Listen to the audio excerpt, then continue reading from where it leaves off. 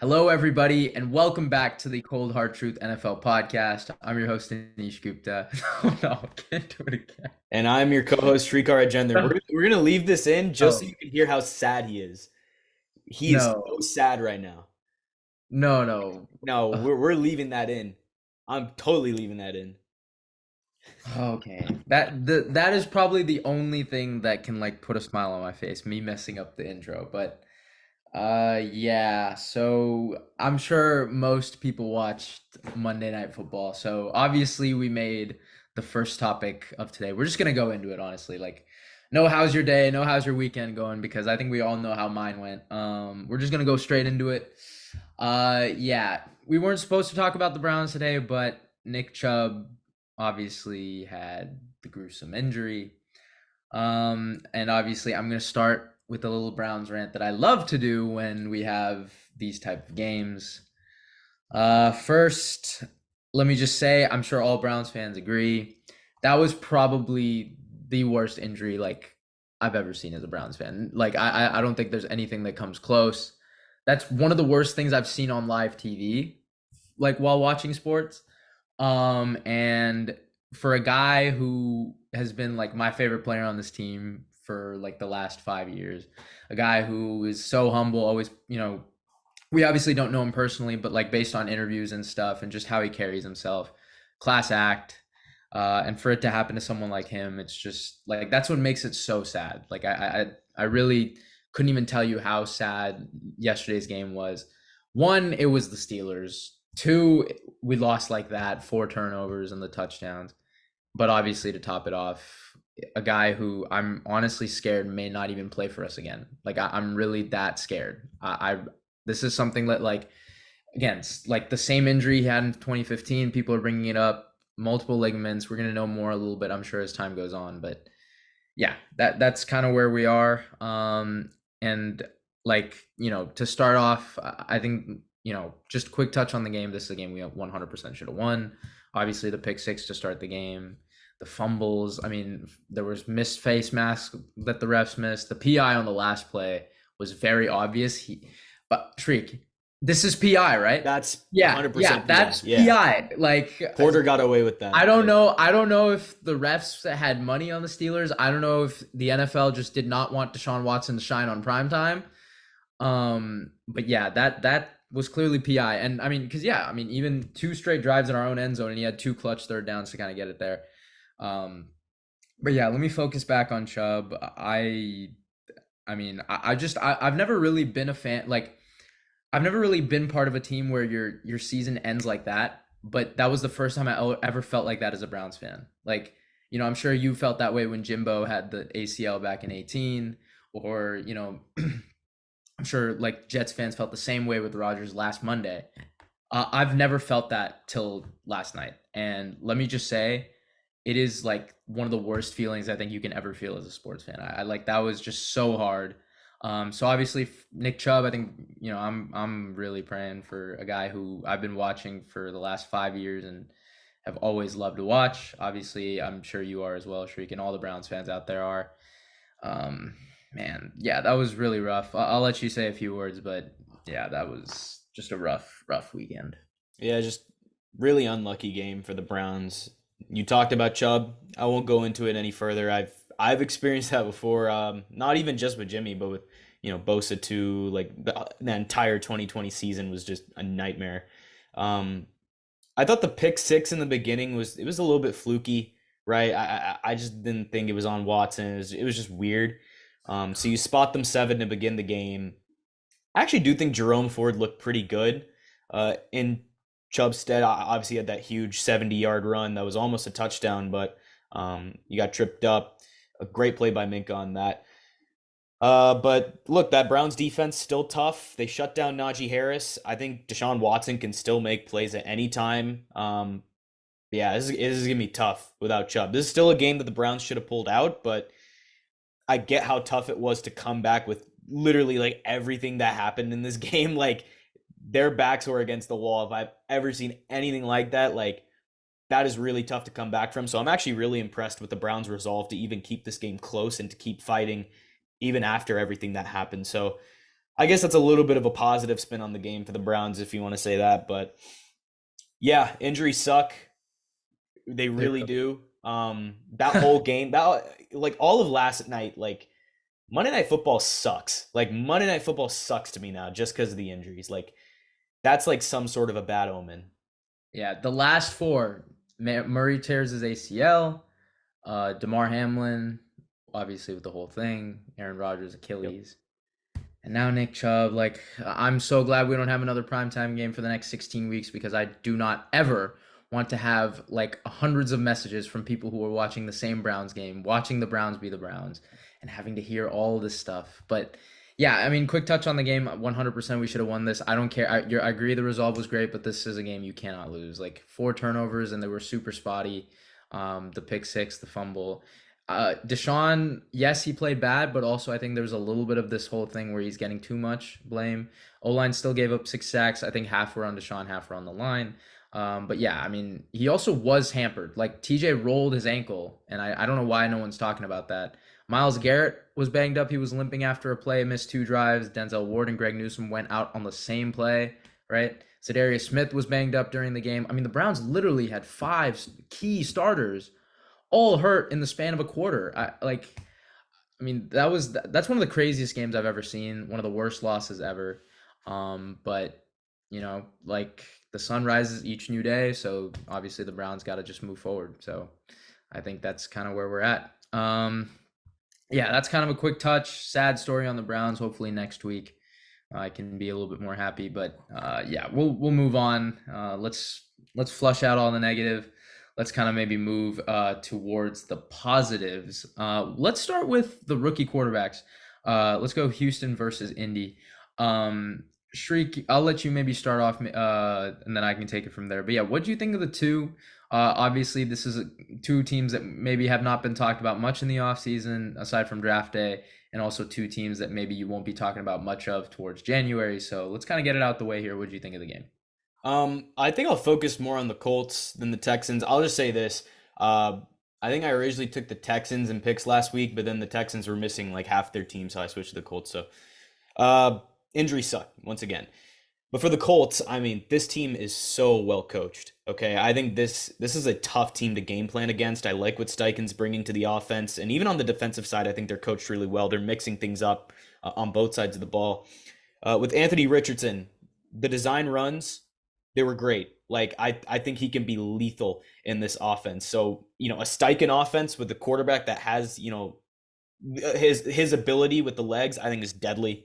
Uh, Gardner Minshew had to come in though, and this is definitely expected. Like, he's not a hot take or anything, but Minshew is a better passer than Richardson right now. It's not a big deal. Minshew is very efficient, but I think the negative with Richardson could be that this sort of play style may not be sustainable. I don't really know if that's on him because that's just the quarterback that he is. But look, you get banged up in your first 2 weeks. Trevor Lawrence told him in week one, you got to protect yourself, right? And I think that rings true right here as well.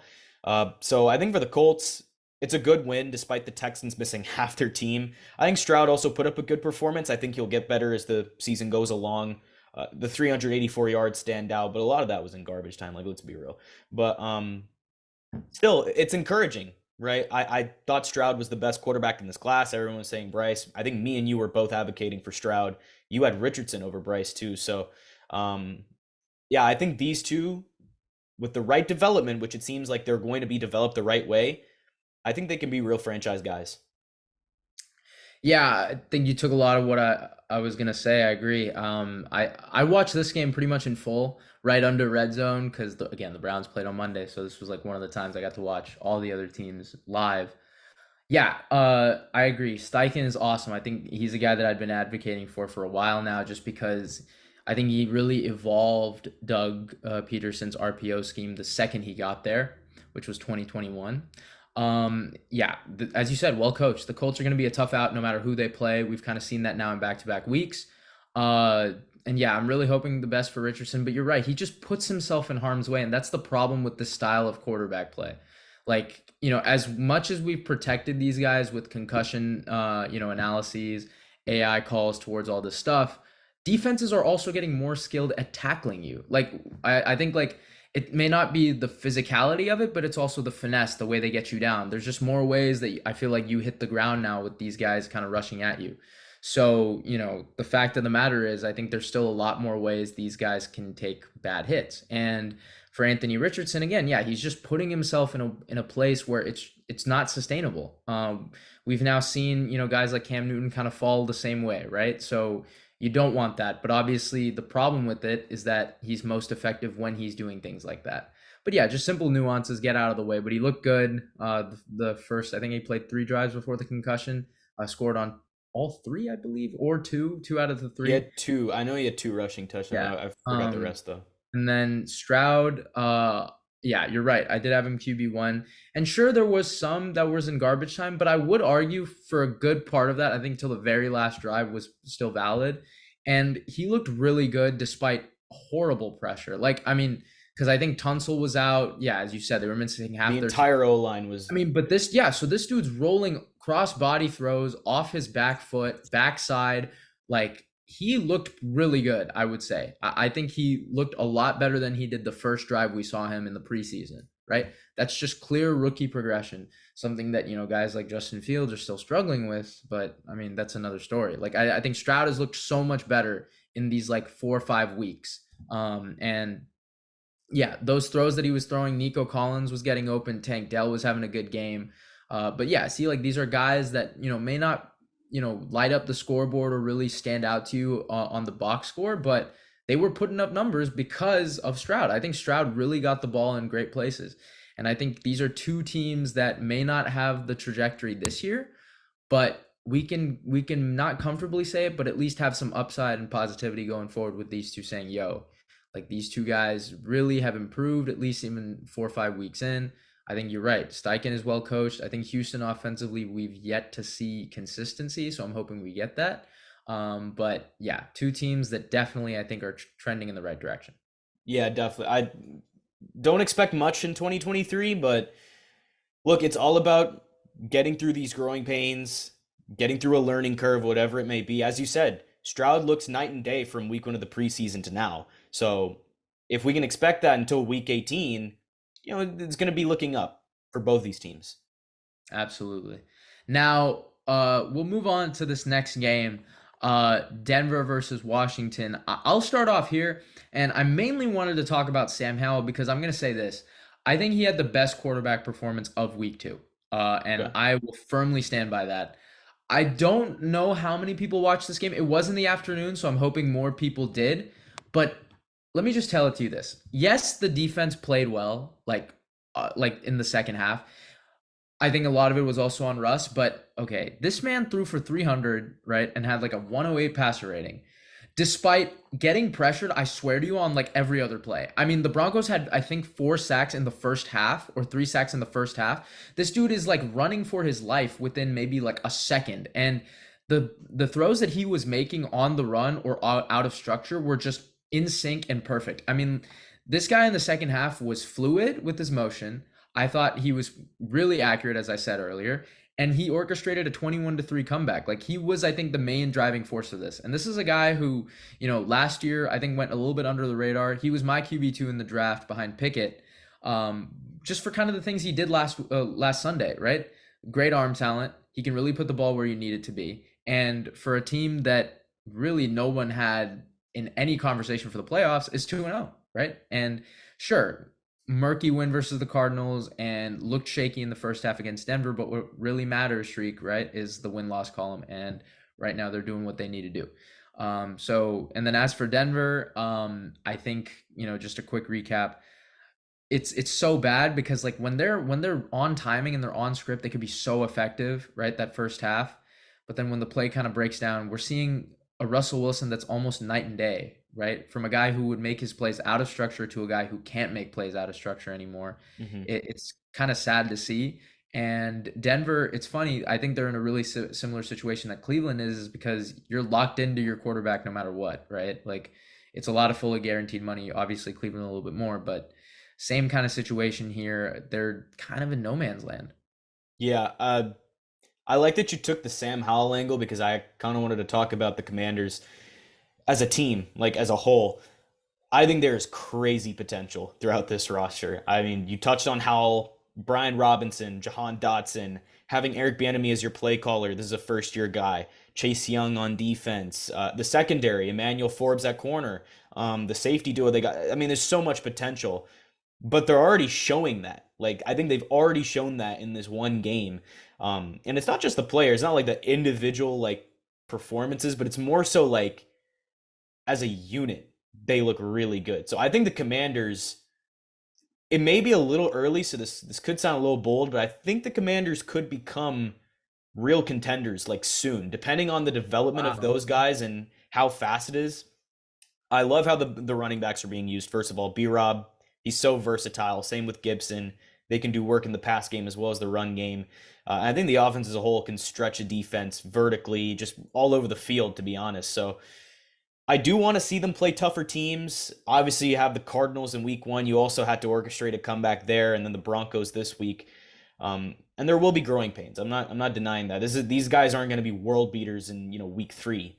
But I'm high on the Commanders going into the future, not just for like this year, but I think beyond this year. I think this team could be really, really good. Like I think the Commanders are going to be very solid and a team to definitely like keep an eye out on. New culture too, with new ownership Yeah, as this well. is a good. I mean, this is a good team in the sense that like they were 8-1 last year with like some really bad quarterback play, right? Yeah. Like, and now we're seeing what it could be maybe with better quarterback play.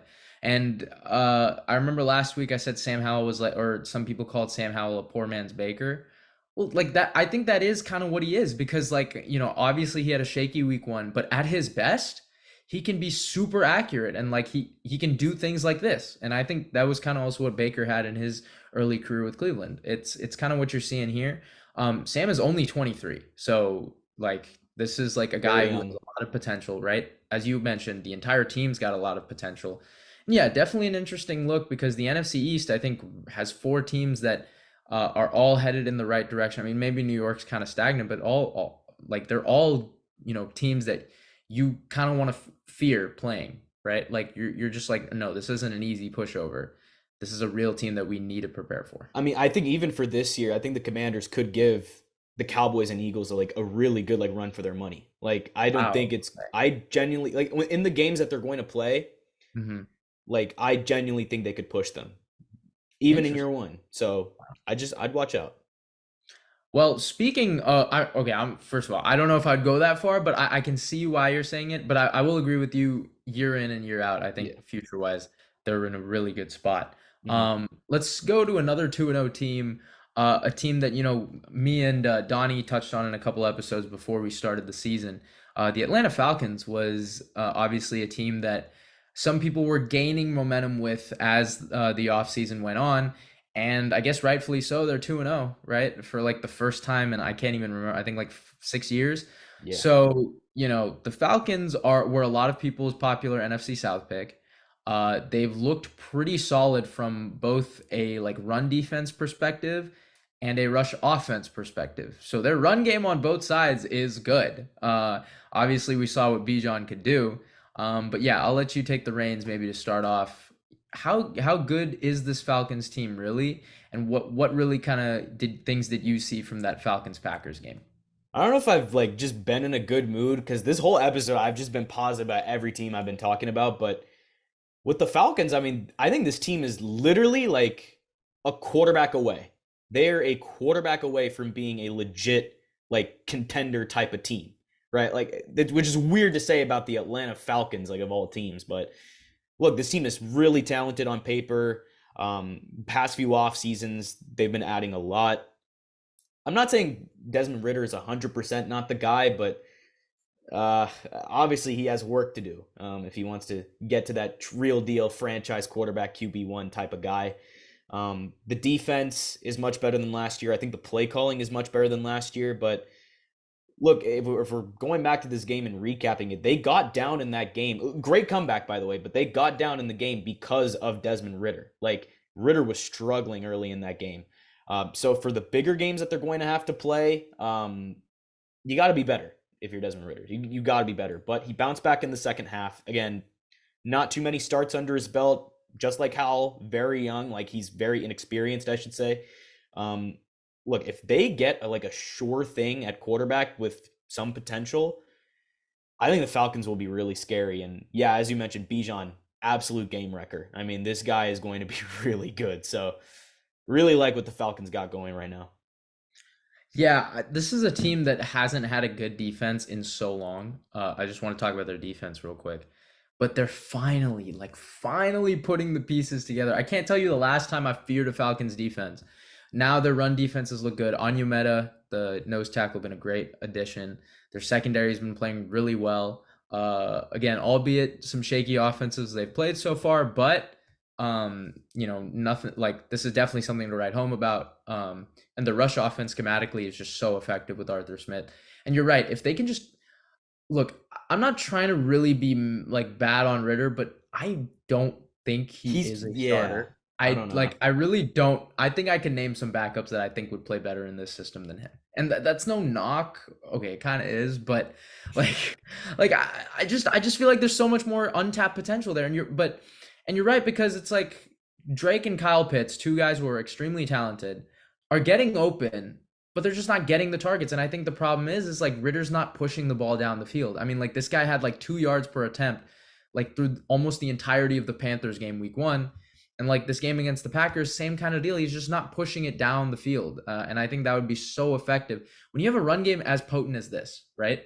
What did the Browns had a run game like this, and what did they do so effective? Play action, deep shots with that. That's what you got to do, right? Take a bootleg, take a deep swing. When you're having an 8-man box, you're obviously going to have less DBs out there, in that second and third level. Take your shot, and I think like Ritter just isn't that talented to do it. So you're right. I think the quarterback would definitely help this team a lot. But I think as of right now, how they're built, oh yeah, I think they're for sure an NFC South contender. Um, we'll see as the year goes on, but definitely been impressed with them. I think this is a team that, you know, has been through like so many hurdles since the 28-3 comeback. Like they've just been down and down and down, honestly, since that. And I think it's finally looking up, mainly their defense. I just want to say hats off. Like, seriously, I cannot remember the last time I've actually feared a Falcons defense. Exactly. Yeah. So like this is like major kudos. Like schematically and personnel wise, they've really hit it recently. All right, let's go to picks. I'm ready. Let's go to picks. I think you probably know more, but from what I remember, I think we only differed on one, and I clutched up with that Baltimore pick because this man ended up switching to Houston and New Orleans on Thursday, so I couldn't steal those two from him. Even though I would have stolen all three if he didn't switch, but he was smart enough, he did. But yeah, I still got that Baltimore one on you.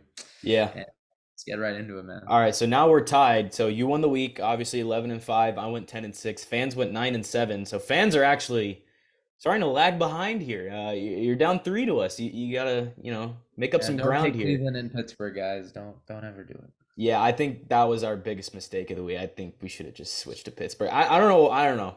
Everything goes right for Pittsburgh when it's Monday Night Football and they're at home. They never lose. All right, let's get into Thursday Night Football. Giants and Niners. I get to enjoy talking about the Niners first. Right, I think I'll just focus on one thing. Christian McCaffrey in Kyle Shanahan's offense. I mean, this is literally just like a match that was meant to be, even like historically, right? And we're seeing that unfold every single week. A healthy Christian McCaffrey is exactly what he's always been. Dynamic, right? Impossible to stop. He's filling up the stat sheet. You can really only hope to contain him, especially with the way Kyle is able to utilize him. And that's exactly what the Giants are going to hope to do.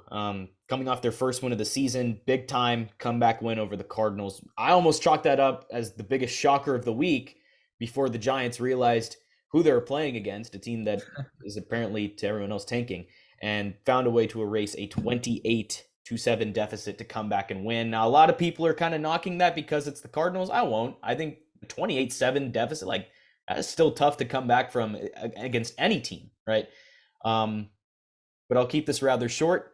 With the Niners playing at home, mostly healthy on a short week, I think they'll make quick work of the Giants here to start off. So give me the Niners. Yeah. I'll keep the Niner-Rams recap. I'll try and keep it to a T. That first half though was a little shaky, but defense made the adjustments. C-Mac with Kyle is like unfair. Like in an outside zone scheme, what are you gonna do? Yeah, this is going to be a massacre, a bigger one than the Boston massacre. I think we're going to be talking about this as the Santa Clara massacre. Niners by 100. Chill, And chill. Okay, chill. Don't as do all this. and as much as I like Daniel Jones, who by the way, first player in NFL history to have that second half, it was like over 200 yards passing, 50 yards rushing, 3 total touchdowns. It's never been done ever. So yeah, that was a crazy second half. I can't lie. Like the Giants were on one there. But yeah, no Saquon versus a healthy Niners team in their home opener. This is going to be a Well, massacre. Saquon hasn't officially been ruled out. I mean, it's likely that he's going to be ruled out, Yeah. but they've left the door Yeah. open. If I were a betting man though, I would put him in on the bench in your fantasy lineups. One more That's injury to keep exactly an what I eye would on do. is also Ayuk. Limited Oh in yeah. practice. He might not play. Quick swing. Not a long-term injury, but considering there's already so many weapons that you can afford to sit him, Yeah. maybe they'll sit him. Right. So, If he doesn't play though, Niners by 90, not 100. But either way, it's gonna be okay. mad.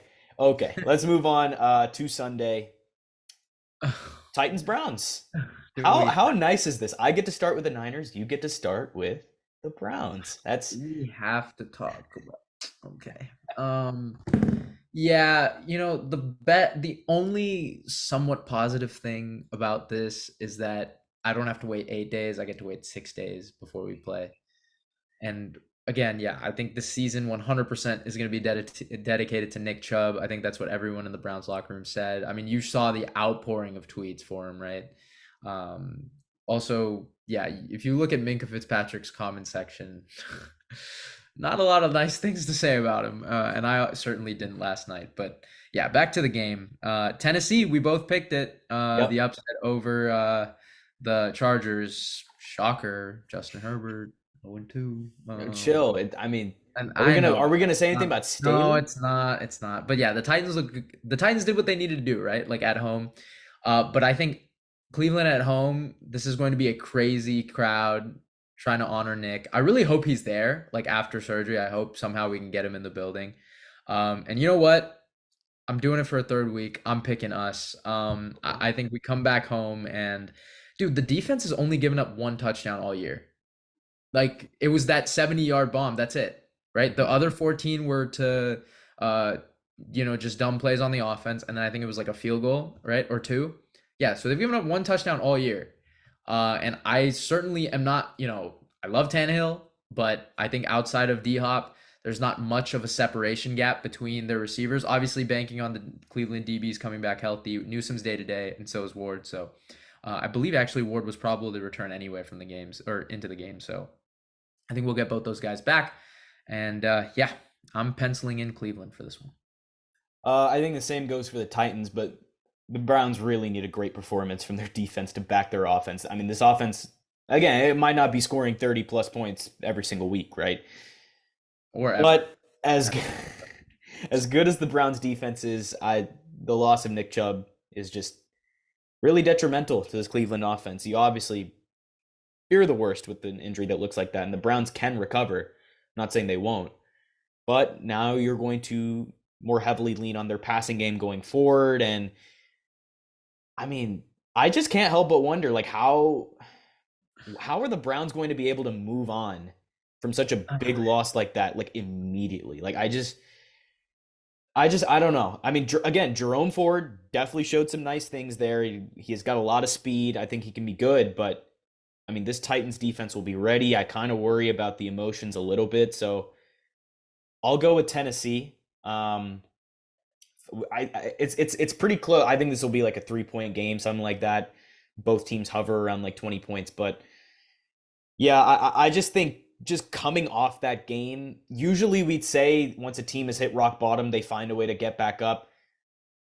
I think rock bottom stays for like one more week for the Browns. I just don't think they're going to get over it in 1 week. So yeah, it's a tough pick to make, but moving on, Falcons at Lions. Um, Look, again, if you're a Falcons fan, you're going to take this as long as you can get it, right? Like, you got to be happy. So, huh.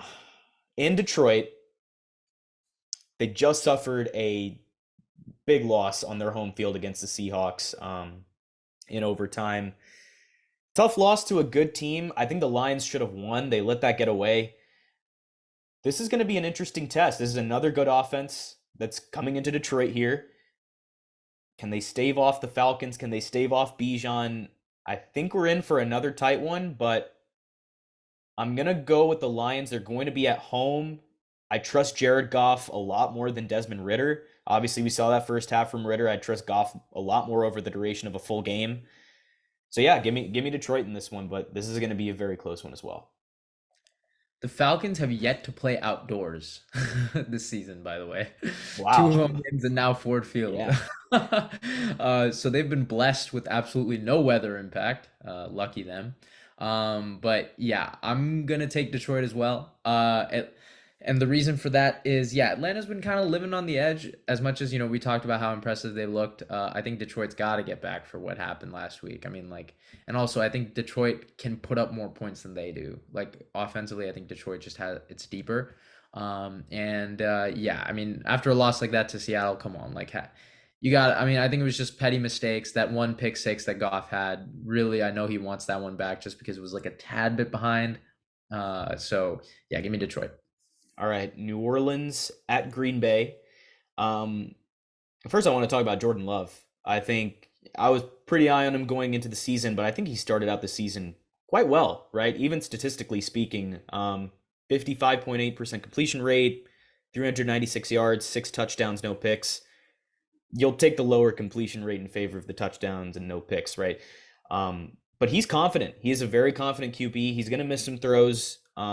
He just can't really miss the layups, which I think he'll get better on as the season goes on. But, the Saints haven't really looked great through the first 2 weeks. I know they're 2-0, but yes, they're breaking in Derek Carr as their new quarterback, but you kind of come to expect more from veterans than what the Saints have gotten from Carr. But they do have some big playability on their roster. I'll go with Green Bay. They're coming back home this week. I think this is their home opener in Lambeau. So I'm kind of feeling the Packers in this one. I'll ride with Jordan Love once again. I love how you were like trying to decide like you were tossing and turning, right? Like as you were explaining them, because you're right. This is like a toss up. Yeah. I think the Saints literally again have made like one extra play in both games, and I've been really living on the edge here. Like especially that Titans game, we both agreed that was a fumble.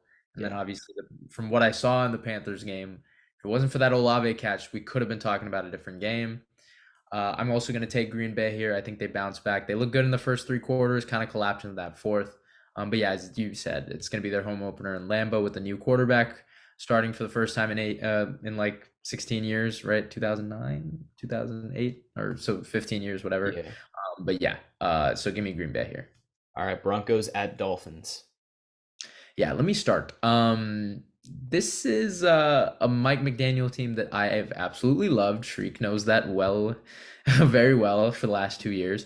And they did exactly what I thought they would against the Pats, did exactly what I thought they would against the Chargers before I obviously was a dummy and switched. But yeah, no, this is a really good offense and Denver's defense, who I started in fantasy and cost me my matchup. I hate you, like with a passion. How do you sell 21-3? Like, I get it. Howell was good, but are you kidding me? I mean, 35 points allowed in like 2.5 quarters. Dude, like they get 4 sacks. I have like 12 points by their defense, and then it just drops to 0 like that. So yeah, I'm picking Miami. Denver, man. Come on. And by the way, like Miami's like schedule is so favorable weather-wise. They get a lot of their home games towards the end of the year. Dude, I'm telling you, Miami's going to be super dangerous. But yeah, 3-0 start again for the 2nd straight year. All right, the Dolphins, obviously high-flying offense, so many playmakers, really efficient operation under Mike McDaniel. This game is really interesting. There are a lot of former Broncos on the Dolphins roster. And I mean, it extends to the coaching staff too. Mike McDaniel, if you remember, he was a ball boy for the Broncos when Mike Shanahan was there. Vic Fangio was the Broncos head coach, and there's obviously so many former Broncos players that are on the roster.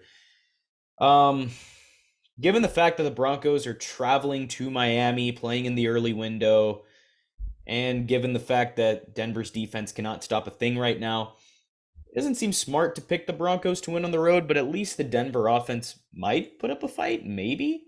So give me Miami, but maybe Denver makes it a little closer than we think. I don't know if it'll be a blowout outright. And moving on to a very interesting game for almost all the wrong reasons. The Chargers and the Vikings in Minnesota. I'll talk about the Chargers. I mean, Chargers fans have to be thinking this is the same old story. A lot of promise, right? And they never deliver. There are always high hopes for Chargers fans in the preseason when every single analyst out there is jumping on their bandwagon because they have a good looking roster. And unfortunately, the Chargers haven't lived up to anyone's expectations since ever. So these two teams are honestly kind of like mirror images of each other. But one is in the NFC, one is in the AFC. So what does that mean for picks? It means for me, this game is virtually a toss up. Like, I genuinely do not know what to pick. I think anything could happen. If it just ended up being an offensive shootout, that could happen. If it ended up being a defensive battle out of nowhere, ironically, that could happen as well. I just feel like anything's on the table. I'll roll with the Vikings. They're at home, better coached, I would say. But yeah, this is a pretty tough pick for me to make. Yeah, man. I mean, look, I think with or without Eckler, the Titans were winning that game. And look, yeah, when push came to shove, there were maybe some questionable coaching decisions situationally, but also for Herbert, why on third down would you throw it into double coverage when you could have taken the layup? There was like I forget which third down it was. I think it was like either in the fourth or OT. I can't remember, but that was like my biggest note of that game for him because otherwise he always plays. He had a good game throughout that. So yeah, this one's especially tough, right? Because both teams, as you said, are in such a murky area when they should be a lot better. But man, I was very hated for putting the Vikings where I did. I had them like right around 500, eight wins, I think was what I had. So yeah, I was getting a lot of backlash, but yeah, this is a team that defensively wasn't good last year, and it's even worse now. Yeah, this one's really tough. Give me the Chargers for now. I just think they have more offensive upside. But I think that's going to depend on Eckler. If Eckler plays, give me the Chargers. If he doesn't, I'll probably take the Vikings. Okay, offensive upside is interesting because if the Vikings didn't turn the ball over 800 times, and even with those turnovers, But they see, still but put up a that's good the amount but of see that's the points. thing. That's a problem that I think sticks with the team. Like that's not something that I think like 2 weeks in we've already seen what 7 turnovers, right? Yes, Like yeah. Like, yeah, so and the Chargers haven't turned it over yet. So I mean, maybe the trend switch, but I do think a team that always turns the ball over, it's hard to really just clean up like that. You know what I mean? Obviously, I don't expect 4 or 3 every game, but this is a team that, yeah, can get a little sloppy sometimes. All right, this probably won't be the most exciting game on the slate. The Patriots at the Jets. Oh boy, what do you Man, got? okay, I'll start. This was supposed to be an exciting game. Rodgers has only matched up against Bill Belichick twice, I believe, and I believe he is 1-1. Yeah, this was supposed to be way more exciting. Obviously, now it's just going to be another Pats beat down on the Jets for like the 16th or 15th straight time. So yeah, give me New England here. It's good because they can bounce back, but really, this is a team that is 0-2, but I think it's probably the like worst way they've to go 0-2, right? Like back to back fourth downs. I think it was a first down by Strange. I really do. And they were looking decent in that second half, but yeah, I think he did get it over. And then obviously if Booty just again, as I've said this maybe for the third time now, just has one extra foot in, we could have been talking about a different game against Philly. I think he was short. Then he was down. Once they showed it from like that super like close up angle, I think we got a Close better up. look at it.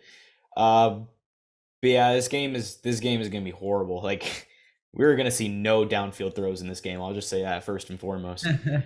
Needless to say, as boring as this game is shaping up to be from a scoring perspective, at least you get to see Ramondre Stevenson versus Brees Hall and Dalvin Cook. Maybe that could be an interesting thing. I don't know. Those guys could put on a show. And we know that both Bill Belichick and Robert Saleh are going to end up doing their thing. But yeah, in the end, I think we see the Pats get their first win of the season in an important game on the road. It wouldn't shock me actually to see the Jets come away with this one at home, even with Zach Wilson starting. But I just don't think Belichick's going to lose to Wilson, even as tough as the Jets Yeah. defense What? is. So Yeah, quick point. I mean, dude, again, yeah, 14 straight times they've won. I think A-Rod might have been the difference. But yeah, also Brees Hall, 4 touches, bro. Four? Are you kidding me? When he had he was mad about it on Twitter. bro, yeah, he had 140 yards on 10, and you're gonna give him four? I Yeah. don't care if you're down. Bro, this man literally finished like the last play he had before his major injury, or like one of the last plays was a 72-yard screen. So that's a pass. If you're down, you can just pass it to him. And yes, I sound like an angry fantasy owner because I am, but still, 4 touches is inexcusable on Nat Hackett. So yeah, let's move on. All right. Bills at Commanders. Already talked about the Commanders. I'll talk about the Bills. They got back on track in a big way against the Raiders. Josh Allen was nearly perfect. 3 touchdown passes, just 6 incompletions. Um, to my surprise, the Bills were able to win this game by 28 points, despite the fact that they only got 2 QB hits on Jimmy Garoppolo and no sacks. So, can the Commanders, can they keep on dominating in the trenches at home against the Bills? You know, I've been really high on the Commanders this entire episode, Not and doing it. No, you're this not. is my upset pick of the week. I am taking Wow. the Commanders at home. Maybe Buffalo will put Sam Howell in his place, but for the time being, I'm just gonna keep on riding the DC wave here, and I'm gonna say the Commanders make enough plays to win this one. Give me Washington.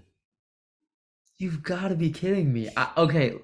Don't tell me you were about to take No, no, them and no. Okay, lose okay. It's another so leg. funny because if you like, are you kidding me? I was literally gonna say this is giving me so many like Minnesota Buffalo vibes from last year. Remember when I took I was like, dude, I feel like I could take the Commanders here and just shock everybody.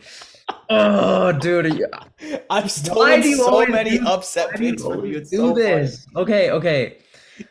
That being said, I was like I'm very torn, and the only reason I am is you're right. The way you perfectly highlighted it. The fact that they couldn't get that much pass rush, and that's because they don't have Vaughn, and they still don't, I believe. So Yeah. that is a little bit of a concern, but nevertheless, their O-line was so bad, the Commanders O-line against the Broncos, and I think it's literally one of the worst in the league. And I don't think the Bills secondary is as bad as Denver's was, aside from Surtain, obviously. So yeah, Buffalo's got better safety help. So unfortunately, I'm not gonna ride the upset with you on this one, as we have. I think we've been, 2 for 2 on our main Yeah. upsets. So we go like Cleveland week 1 and then Tennessee. So unfortunately, I'm not with you here. I'm taking Buffalo, but damn, I totally support your reasoning. Let me Yeah. just Yeah. throw that out there. No, I get it. I get it. Yeah. I'm with you on that. All right. Texans at Jaguars. I mean, the Jaguars let me down. They let both of us down in week 2. What are you on this one? Are you kidding? Okay, first of all, this is I had my Chubb rant. Now let me have my T-Lar. Their 3 touchdowns were voided because of a foot being out of. Are you kidding me, dude? The throws, I no. This game pissed me off so much.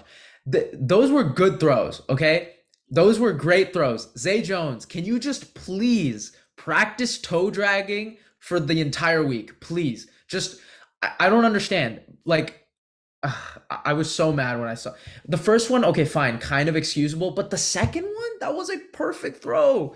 And then obviously the Calvin one, fine. It was a little bit close to the goalpost, but you're an NFL receiver. Like you can make that catch. So yeah, there were so many things that happened in that. It just really came down to the Jags beating themselves up. But luckily, I think they will bounce back here. I'm really hoping they do. I really hope they don't score 9 points. That was not a game they should have scored 9 points. I swear to God, every time I was looking at the game, they had the ball, and like I think they had a crate. Agnew fumbled again against the Chiefs. Like, can we just talk about that real quick? Like, I have brought up the Agnew fumble maybe like a million times on this podcast for the last 6 months, and this man proceeds to do it again in the red zone. I was so pissed. I was like, and the worst part was they gave the fumble to T-Law, and obviously I have him in a couple leagues, so I lost 2 points. Agnew, just don't put him in the red zone. I give up. Like I can't. All right, Jacksonville bounces back, but my God, I mean, Agnew fumble really in the like you can't make that up, right? I mean, Yeah, it's hilarious. so stupid. um, you God. know, I think I'm not panicking or anything. I'm a little bit worried about Jacksonville just in the sense that they're supposed to be a contender, right? But they're like wildly inconsistent. Like really on a play-by-play basis too, they're inconsistent.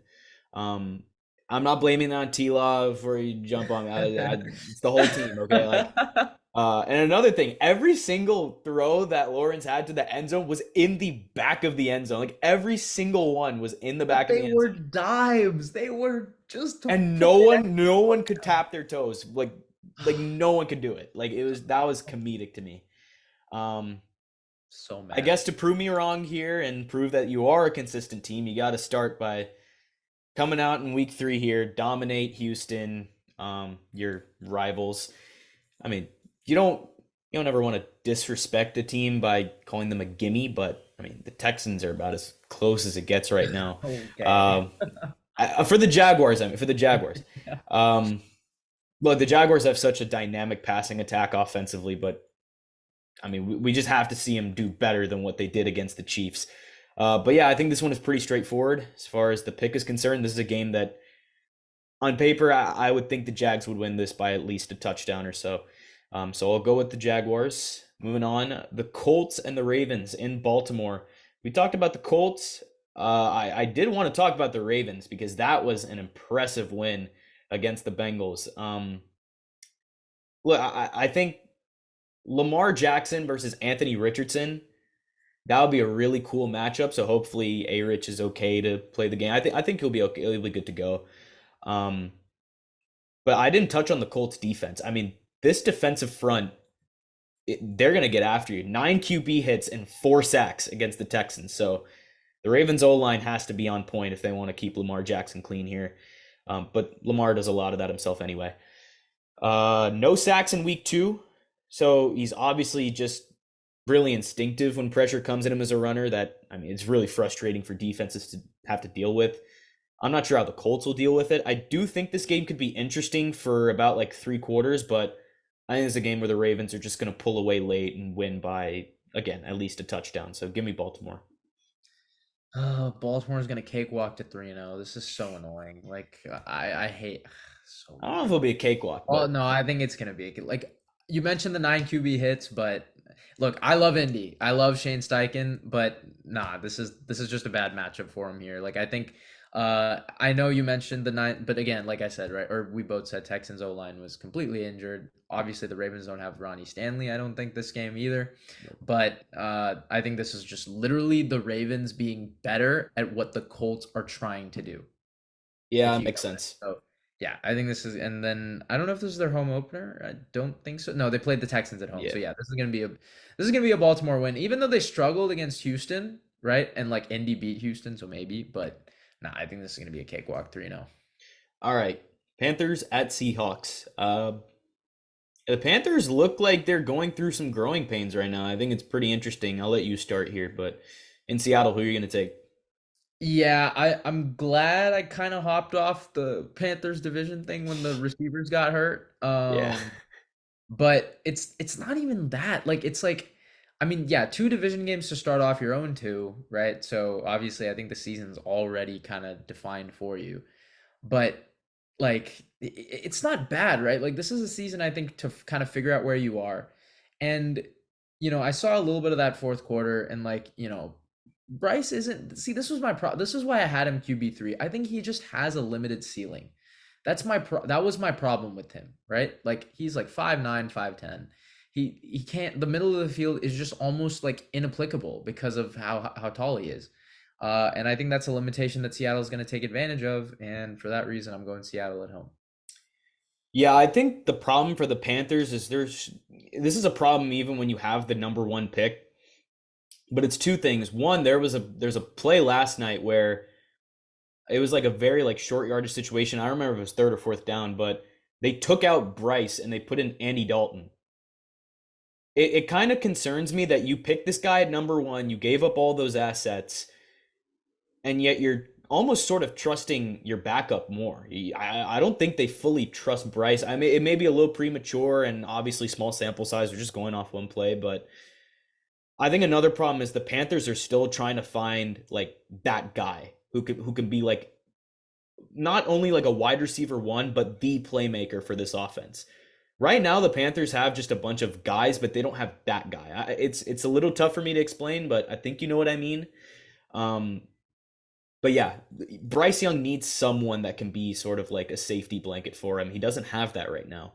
I guess the closest you could get there is Thielen, but like, My God. Is Thielen really good enough for that? I don't know. So I mean, and if we're flipping to the Seahawks, they have two of those for Geno Smith in the passing game: DK Metcalf and Tyler Lockett. It took the Hawks overtime against the Lions on the road, but still really important win. Carolina can play some defense as well, so it's not going to be a walk in the park, but I do think Seattle should win this game pretty decisively. Again, we don't know when that offensive spurt is going to come, if at all, for the Panthers with Bryce Young. They're just really in evaluation mode at this point, and I think as a result of that, we're going to see that Seattle running game get going, and I think it'll fuel the rest of the team. So give me the Seahawks at home. Moving on, the Bears and the Chiefs. This is another really easy one. Again, I don't really want to say a gimme, but this is a pretty obvious pick. I'm going to go with the Chiefs. The Bears are 0-2, and it's fair to wonder if a lot of people overhyped Justin Fields going into this season. He got a ton of hype. The Bears are still a work in progress, young roster, coaching staff's only been there a year, and so much change, but like they're not gonna go into Arrowhead and get a win against the Chiefs. It'd be the upset of the week if that happened, but yeah, give me KC. This is a gimme. KC by like a million. No, I'm just kidding. But like, yeah, no. KC's winning this game. If there's any game for them to clear up the passing game, it's this one. It's so funny. Like Nick Wright mentioned it too. The one problem right now we're having with the Chiefs is their offense. Their defense looks great. So like, that's so funny to me. Like Yeah. you're asking the Chiefs to fix their passing game. Yeah, like that's not gonna happen. So they'll be fine. All right. Cowboys at Cardinals. I mean, we got to give the Cardinals at least a little bit of credit here. They've not been totally bad first 2 weeks, right? But who do you got? Yeah, I got the Cowboys. This is going to be a 3-0 start for them. And I don't really know how much you want to say it's a gimme, considering all three of the teams they played have all had shaky starts, right? But I mean, on paper, this team, both sides of the ball, has played really well. So, you can't just discount NFL competition. The Cowboys are legit. Yeah, 3-0 for Dallas. Yeah, Dallas has too many weapons. That defense is so dominant. I mean, they're going to take this one pretty easily, even playing on the road. 3-0 for the Cowboys. Steelers at Raiders, Sunday Night Football. I think the Steelers defense will be a pretty fun test for the Raiders with TJ Watt absolutely pouring on the pass rush. As far as picks go, I mean, it's hard to tell in this game where to give the edge. I mean, I could see the Raiders it's a toss up because the Raiders are at home. A lot of vets on that offense, but the Steelers defense makes them tough, whether they're playing at home or on the road. My gut is telling me I'm gonna go Steelers. I think the Steelers defense will win out at the end of the day. So give me Pittsburgh on prime time once again. Oh, I hate the Steelers even more than I did after last night, which I don't even know was possible. I man, like it's so funny because the Raiders had owned the Steelers till like last year when I was the only one who picked Pickett, and Pickett had that game-winning drive on like whatever I think it was Christmas or whatever. Yeah. This is a toss-up, honestly. I think the Raiders could be sneaky here. It's at home, but after getting demolished like that, and the Steelers on riding such a high, again it'll depend on Minka, but I'll take the Steelers for now. All right, the two Monday Night Football games starting out with Philly at Tampa, matchup of two 2-0 teams. Who you got? Yeah, Philly, Tampa, Baker Mayfield. Baker Mayfield looking a little sharp. Looking a little sharp, albeit it was against Chicago, but he looked sharp. Now he goes up against a Philly pass secondary, which has not looked sharp. Call me crazy. I'm picking the upset. I'm taking Tampa. Yeah, I knew you would. I do think the Bucks could pose an interesting threat here. I'm not sure I'm ready to actually pick it though. Like history tells me don't bet against the Eagles when Jalen Hurts is the starting QB. I gotta follow that. But yeah, I get the reasoning. An upset here wouldn't shock me, but I'm just not going down with that ship. No pun intended. All right, Rams at Bengals. Closing out picks here. Could be one of the most exciting games of the week, honestly, in terms of entertainment value. I can't wait to see how both these teams respond. For the Bengals, it's 2 straight losses to open the season. I tend to think they're going to get back on track sooner than later, but look, Joe Burrow just does not look like right. He just doesn't look right. And I also don't Rams know. defense does look right. So where are you Yeah, going? I also don't know how Zach Taylor is going to win a chess match against Sean McVay. So it's a little tough. Don't do it. I think I'm gonna keep banking on the Bengals Okay. to bounce back at some point. So I'll say Bengals by like a field goal or something. Like I think it'll be like a game winning field goal, something like that. If this was in LA, I was so taking the Rams, like 100%. Since he got it going in the fourth a little bit, that's the only reason I'm taking them. But if they fall to 0-3, look, Chubb may be out, and obviously knock on wood that the rest of the Browns team doesn't get hurt. But hey, if since he's 0-3, the AFC North is wide open. Like I get it, Baltimore starts off 3-0, but we've still got 15 weeks. So if since he loses this game, I think now you're in some really serious trouble. Definitely, yeah. So overall, a lot more difference than last week. I think Say yeah, we that. differed on a few. Yeah, I think three total. No, We four. we each had our own upset pick too. Me with Washington, you with TB. So Yeah. So there we go. We got some difference for you guys. Obviously, vote on our stories on Instagram. But yeah, that's kind of wrapping it up. Thank you guys so much for watching. We've been the Cold Hard Truth NFL podcast. Send a prayer for Nick Chubb, and we will see you guys next time.